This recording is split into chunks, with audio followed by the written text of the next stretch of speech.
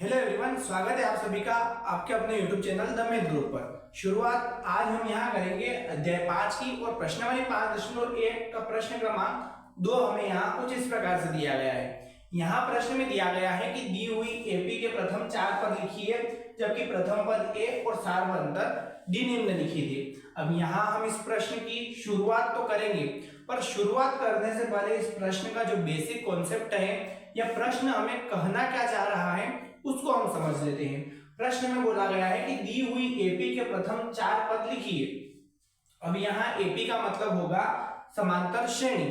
समांतर श्रेणी होती क्या है, तो हम कह सकते हैं कि एक ऐसी श्रेणी जिसकी संख्याओं के बीच का अंतर समान हो, वह श्रेणी समांतर श्रेणी कहलाती है। उसके बाद यहाँ बोला गया है कि प्रथम 4 पद लिखिए, जबकि प्रथम पद जो है ए और सारवंतर डी है। यहाँ सारवंतर की बात करें हम तो जो हमारी समांतर श्रेणी होगी, जैसे हम अगर माने तो हम कह सकते हैं कि 1 2 3 4 सभी संख्याओं के बीच का अगर अंतर समान है तो यह समांतर श्रेणी होगी। अब जैसे यहाँ अंतर 1 है, यहाँ भी अंतर 1 है और यहाँ भी अंतर 1 है। अगर अंतर समान है तो यह श्रेणी समांतर श्रेणी कहलाएगी और इनके बीच का अंतर जो होगा वो सारवंतर होगा। अब सारवंतर हमें दिया गया है डी और प्रथम पद जो है वो हमें दिया गया है ए। हम यहाँ इसकी शुरुआत करते हैं। समांतर श्रेणी को हम किस प्रकार से ज्ञात करेंगे, तो यहाँ प्रश्न में बोला गया है कि प्रथम पद जो है वो ए है तथा सारवंतर डी है। हमें पहला पद तो दिया गया है, हमें कुल मिला के 4 पद निकालने हैं, जिसमें से पहला पद हमें दिया गया है माइनस का 1। हम अगले 3 पद को किस प्रकार से निकालें उसको यहाँ सीखेंगे। तो जो हमें दिया है हम सबसे पहले वो लिख देंगे, दिया है। अब यहाँ हमें 4 पद निकालने हैं, तो हम 4 पद को क्रमशः A1, A2, A3 और A4 के फॉर्मेट में व्यक्त करेंगे। तो हम यहाँ लिखेंगे इस A को A1 और ब्रैकेट में लिख देंगे A बराबर -1 और D जो है वो हमें दे रखा है 1/2।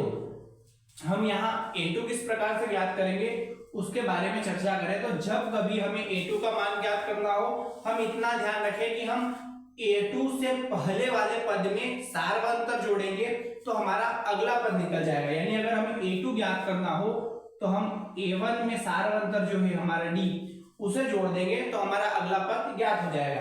इसमें हम मान रख देते हैं तो ये हो जाएगा A2 बराबर A1 का मान हमारे पास था -1, बीच में दे रखा था प्लस, और D का मान है हमारे पास 1/2। इसको हम सरल कर लेते हैं तो ये हो जाएगा A2 बराबर प्लस माइनस माइनस, इसके बटे में कुछ नहीं मतलब 1, इन दोनों का हम एलसीएम लेंगे तो ये हो जाएगा 2 एकम 2।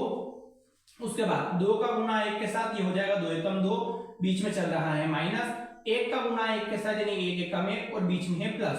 इसे हम सरल करेंगे तो ये आएगा -1/2। इसको हमने कैसे ज्ञात किया, तो -2 प्लस 1 था, प्लस माइनस माइनस हो जाएगा और बड़ी संख्या माइनस की है यानी आंसर जो भी आएंगे वो माइनस में आएंगे। इतना करने के बाद अब A3 की बात करें तो A3 किस प्रकार से ज्ञात करेंगे। हमने A2 को ज्ञात करने के लिए A1 में D को जोड़ा है, हम A3 ज्ञात करने के लिए A3 से पहला पद यानी A2 और सारवंतर यानी D इनको जोड़ेंगे। स्पेस थोड़ा कम है इसलिए हम यहाँ इस एक स्टेप में इसको समझ लें। यहाँ A2 का मान दे रखा है, अभी हमने ज्ञात किया -1/2 और D जो था वो हमारा था 1/2। जब हम इनका एलसीएम लेंगे तो यहाँ एलसीएम लेने की जरूरत नहीं है, हम इस 2 को कॉमन निकाल लेते हैं तो ये हो जाएगा 2 और ऊपर रहेगा -1, बीच में चल रहा है प्लस और यहाँ 1 बराबर में चल रहा है A3।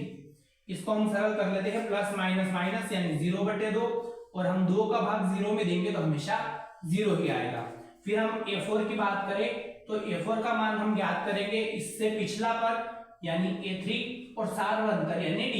इसमें हम मान रख देते हैं, A3 का मान हमारे पास निकल कर आया है 0, बीच में है प्लस और D का मान है हमारे पास 1/2। इसको हम सरल करेंगे तो A4 का मान हो जाएगा 1/2। यानी हम कह सकते हैं कि अतः AP के प्रथम 4 पद क्रमशः हम यहां से लिखना शुरू करेंगे। A1 का मान था हमारे पास -1, A2 का मान था हमारे पास -1/2, फिर A3 का मान था हमारे पास यहाँ ज्ञात हुआ 0 और A4 का मान था हमारे पास 1/2। इस प्रकार से हम समांतर श्रेणियों में प्रथम 4 पद को ज्ञात करेंगे। अगर हमें 4 की जगह 6, 7 या 10 भी बोलता तो हम क्रमशः पिछले पद में सार्वंतर को जोड़ते जाते तो हमारा अगला पद ज्ञात होता जाता। इसकी शुरुआत करें, यहाँ डी ए बराबर दिया है -1.25 और डी बराबर दिया है -0.25।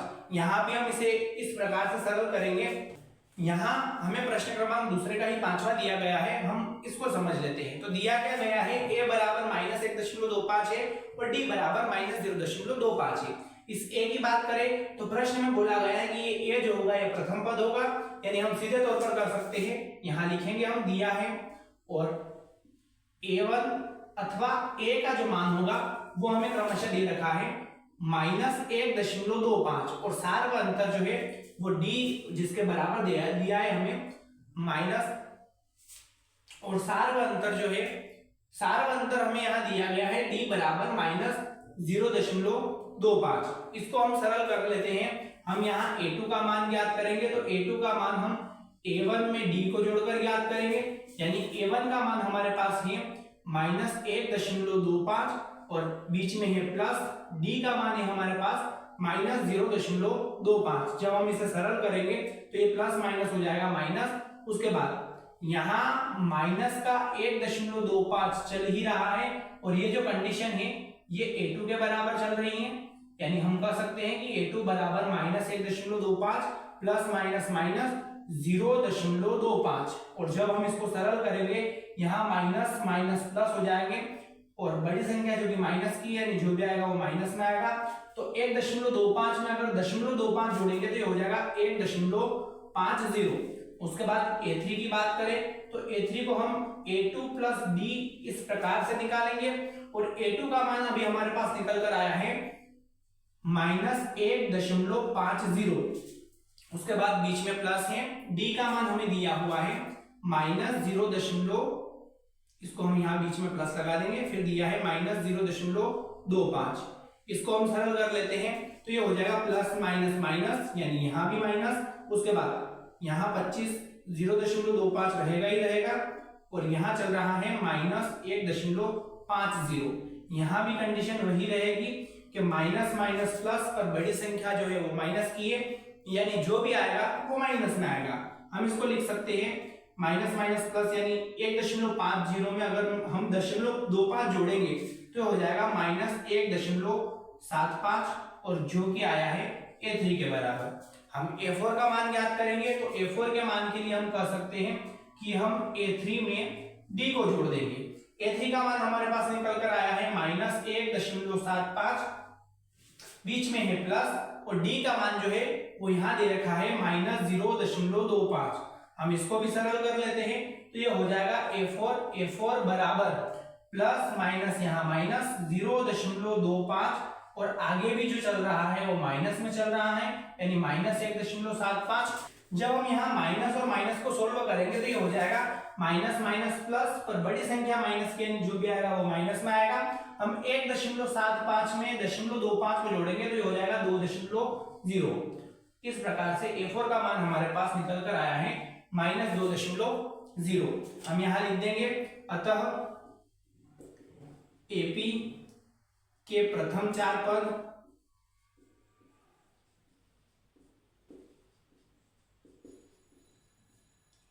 क्रमशः, यहां से शुरू करेंगे। ये a1 का मान दे रखा था हमें -1.25, -1.50, -1.75 और -2.0। इस प्रकार से हम क्रमशः 4 पदों को ज्ञात कर सकते हैं।